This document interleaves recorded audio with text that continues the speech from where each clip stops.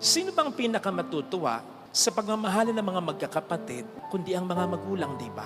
Ang kaligayahan ng mga anak, pagmamahalan ng mga magulang. Ang kaligayahan ng ating mga magulang, pagmamahalan natin na magkakapatid. Lahat kayang tiisin ng magulang, lalo tigit ng isang ina. Kaya niyang iwan siya ng asawa niya, sumakabilang buhay o sumakabilang bahay. Ang hindi niya makakaya, yung thought na nag-aaway-away ang mga anak niya. Ang dami ko nang napuntahang mga matatanda na, basta lalo na mga nanay on their deathbed.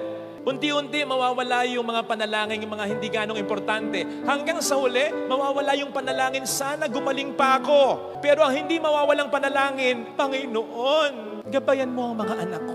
Magkasundo sana ang mga anak. Kasi ang magulang, lalo tigit ang isang nanay, bakit siya natatakot mamatay? Kasi alam niyang walang ibang pinakamakapagmamahal sa anak niya, kundi siya lang. Swerte kung yung anak niya makakatagpo ng mabuting asawa o may bahay. Pero hindi mo kadugo yan eh.